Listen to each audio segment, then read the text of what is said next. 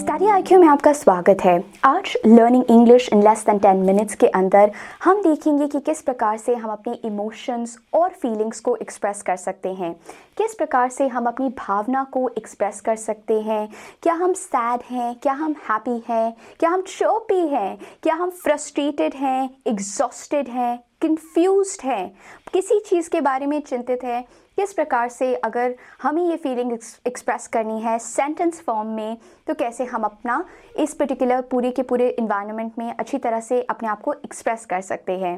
इस वीडियो में हम 4 ऐसे फीलिंग्स और इमोशंस को कवर करेंगे, starting on with the first important emotion when you are longing for something. जब आप किसी चीज़ को यर्न कर रहे हैं, किसी चीज़ की बहुत ही ज़्यादा क्रेविंग हो रही है आपको, तो हम इन सारे के सारे सिनेरियोस को कवर करेंगे फर्स्ट पार्ट में। ये अभी आगे जाके और क्लियर होगा कि क्या हम बोल रहे हैं। फॉर एग्जाम्पल, अगर आप बहुत ज़्यादा थके हुए हैं, जैसा कि आप यहाँ चित्र में देख सकते हैं, after a very long and tiring day, we are always craving for maybe some sort of rest, some sort of sleep, या फिर we are craving for some sort of meeting our friends। तो यहाँ पर हम लोग क्या कहेंगे, the first important way to express an emotion or a feeling, we're craving for some sleep। Craving for हो जाता है हमारा फर्स्ट एक्सप्रेशन, जिसके थ्रू हम अपनी फीलिंग्स और इमोशंस को एक्सप्रेस कर सकते हैं। We are craving for some coffee, we are craving for some food, we are craving for some rest. जैसा कि हम यहाँ पर देख सकते हैं, I am craving for food, जब हमें बहुत ज़्यादा भूख लग जाती है और हम लोगों ने कुछ खाया नहीं होता है। सो जैसा कि we can see in the image, we are craving for food. After a very cold day, जब सर्दियों में हम लोग होते हैं, बहुत ज़्यादा ठंड पड़ रही होती है, तो उसके बाद we are craving for a hot cup of coffee, और we feel like having a hot cup of coffee। So craving for एक वे है एक्सप्रेस करने का, और ठीक उसी तरह से आप अपनी इच्छाओं को जाहिर कर सकते हैं by using the terminology feel like। feel like का भी हम प्रयोग कर सकते हैं। On a cold day we feel like having a hot cup of coffee। we feel like having a hot cup of coffee। Now we are also, कई बार हम लोग देखते हैं कि अगर हम किसी मित्र से, किसी दोस्त से बहुत ही लंबे ड्यूरेशन के बाद मिल रहे होते हैं, सो एक तरह से हम अपनी इच्छाओं को प्रकट कर सकते हैं by saying I am dying to meet my school friend. As you can see over here in the image, I am dying to meet my old friend. So craving for, I feel like, I am dying to, मैं मरी जा रही हूँ अपने पुराने दोस्त से मिलने के लिए या अपनी पुरानी सहेली से मिलने के लिए। That is also one way that you can express. कई बार हम देखते हैं कि अगर हमें कोई सीक्रेट पता चल जाता है, किसी के बारे में कोई गॉसिप पता चल जाती है, सो हमें एक तरह की खुजली हो जाती है वो चीज़ बताने के लिए, हम अपने पेट के अंदर वो बात नहीं रख पाते हैं। So that is how you can probably say the same thing in English by saying I am having an itch to divulge or divulge the details of the gossip last night। I'm having an itch, मुझे खुजली हो रही है। I'm having an itch to divulge, to divulge। divulge शब्द का अर्थ होता है to disclose, जब आप किसी को एक सीक्रेट बता देते हैं। So I'm having an itch to tell the secret। I'm having an itch to tell the secret or the details of the gossip last night। So itch can be one way। Let's just practice, इसे practice करते हैं divulge बोलने की या divulge बोलने की। इसका अर्थ होता है to reveal or to disclose, to reveal or to disclose। एक और जो इडियम आप याद रख सकते हैं या फ्रेज जो आप याद रख सकते हैं, जो कि इसी से ही रिलेटेड है, जब आप किसी को सीक्रेट बता देते हैं, that is letting the cat out of the bag. Letting the cat out of the bag, इसका अर्थ है जब आप मिस्टेकिंगली, जानबूझ के नहीं, अनजाने में ही आप किसी को कोई चीज़ बता देते हैं, that is called to let the cat out of the bag. To let the cat out of the bag। When you're telling a secret to someone, that is to let a cat out of the bag। So इसे भी आप use कर सकते हैं।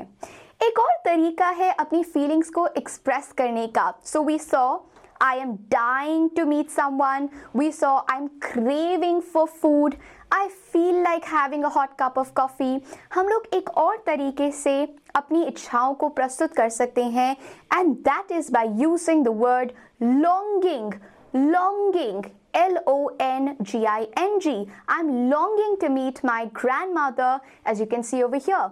I'm longing, मुझे बहुत ज़्यादा इच्छा हो रही है.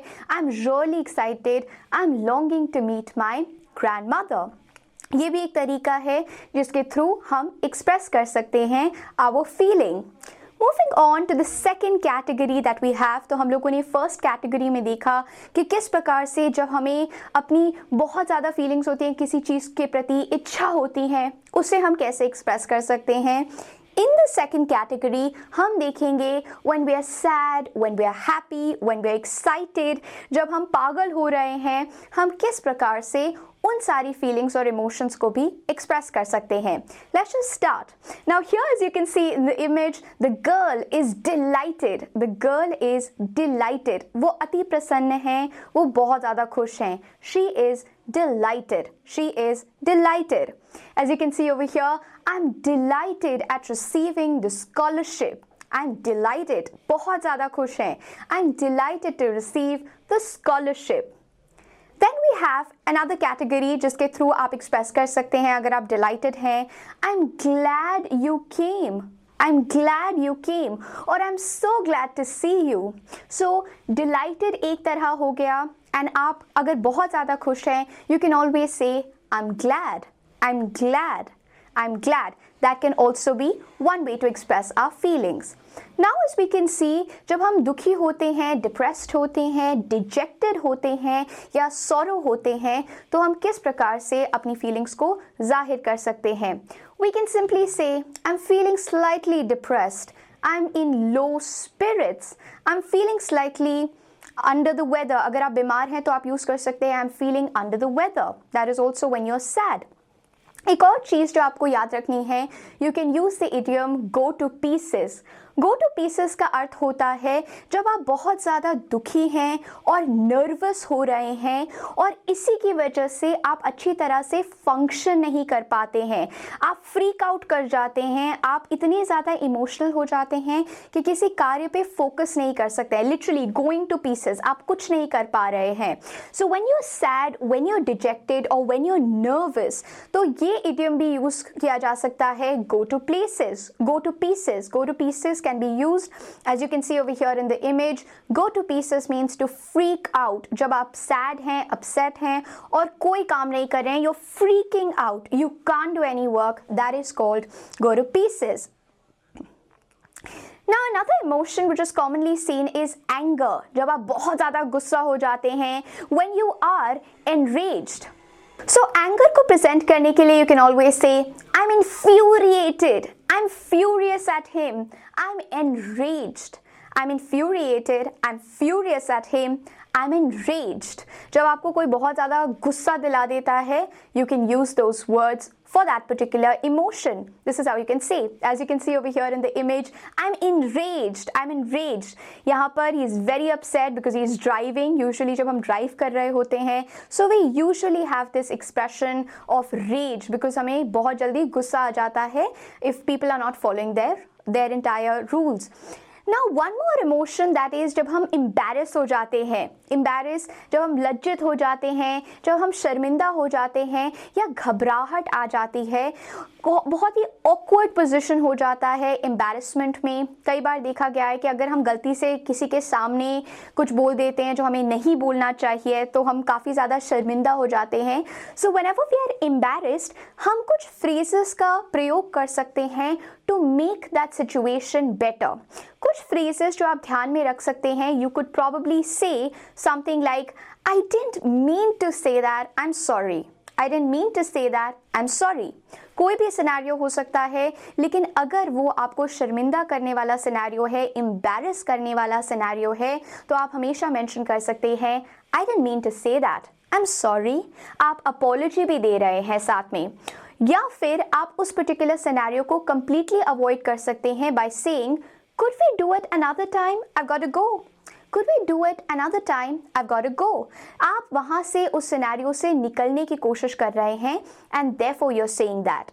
जब आप embarrass होते हैं, you can also use an important idiom that is fish out of water.